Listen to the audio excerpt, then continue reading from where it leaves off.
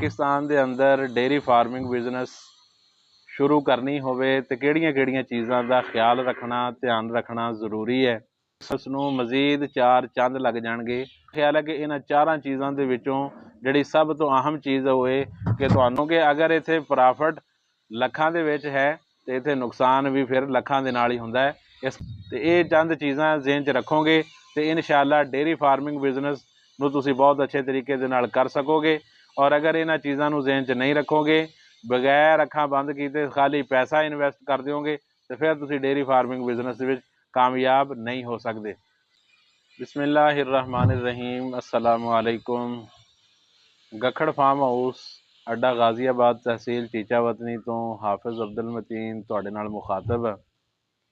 दोस्तों अज दे इस व्लॉग दे विच आपां गल करांगे कि पाकिस्तान दे अंदर डेयरी फार्मिंग बिजनेस शुरू करनी होवे तो किहड़ियां चीज़ों का ख्याल रखना ध्यान रखना जरूरी है।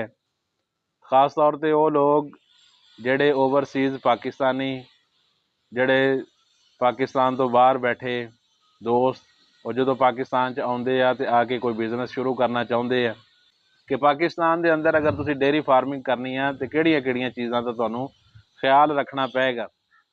दोस्तों सब तो पहली चीज़ ज़हन च ये रखिया जे कि कोई भी बिजनेस करन तो पहले उस बिजनेस नूं सीखना समझना परखना जरूरी हुंदा है।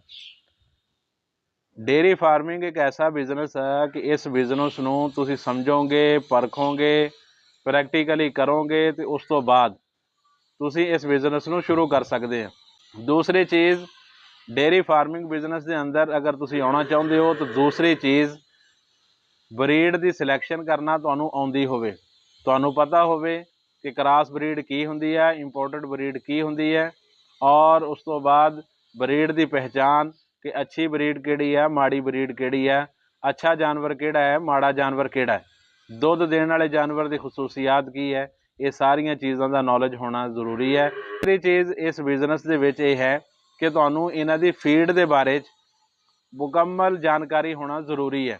तुहानूं पता होवे कि तुसीं इन्हां जानवरां नूं जिहड़े अपना फीड प्लान तैयार करना है, सर्दियों का की फीड प्लान होएगा, गर्मियों के विच इन्हां दा फीड प्लान की होएगा और ये सारिया चीज़ों का इलम होना और इन्हां सारिया चीज़ों नूं फिर पूरा करना ये तुहाडे कोले इस बारे च होवे इलम तो फिर तुसीं इस बिजनेस नूं शुरू कर सकते हैं। चौथी चीज़ जिहड़ी है वो ये कि तुहानूं पता होवे कि तुसीं इस फार्म नूं मैनेज किवें करना है।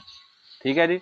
और उस दे विच लेबर आ जाती है, लेबर तो तुसीं किवें काम लैणा है, उन्होंने किस तरीके दे नाल उन्होंने मैनेज करना है, ये सारिया चीज़ां भी इहदे विच शामिल होणगियां। ठीक है जी। ये सारिया चीज़ां जो शामिल हो जाण, ठीक है जी, फिर आखिरी चीज़ जिहड़ी सब तो वड्डी है और मेरा ख्याल है कि इन्हां 4 चीज़ों के विचों जिहड़ी सब तो अहम चीज़ होए कि तुहानूं इस बिजनेस दे विच आउण वास्ते सब नालों वड्डा हौसला जिगरा करके फिर ये बिजनेस शुरू करना पेगा। अगर तुहाडा हौसला जिगरा थोड़ा है फिर मेरा मशवरा है कि इस बिजनेस दे विच आउण दा कोई फ़ायदा नहीं है, क्योंकि अगर इत्थे प्रॉफिट लखां दे विच है तो इत्थे नुकसान भी फिर लखां दे नाल ही हुंदा है। इस करके हौसला तहम्मल बर्दाश्त ते जिगरा ये होना जरूरी है, फिर तुसीं ये डेयरी फार्मिंग बिजनेस शुरू कर सकते हैं। बहुत सारे दोस्त इस तरह करते हैं कि सुनी सुनाई गल्लां बातां वीडियो देख लियां, देखण तो बाद फिर कहते जी असीं डेयरी फार्मिंग बिजनेस करना है तो ये बड़ा मुश्किल काम है। इस तरीके दे नाल डेयरी फार्मिंग कदे भी शुरू नहीं करनी चाहिए।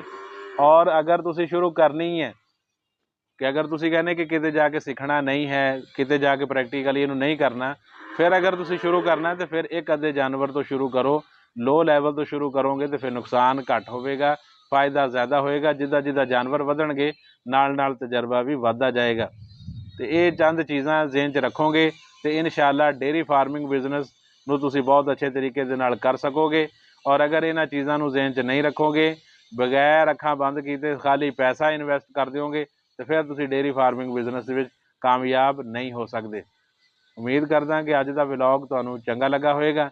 वीडियो चंगी लगी तो इनूं लाइक कर दिओ, चैनल नूं सबसक्राइब कर दिओ। मिलते हैं इंशाअल्लाह अगले व्लॉग दे विच। उन्नी देर मैनूं दिओ इजाज़त। अस्सलामु अलैकुम।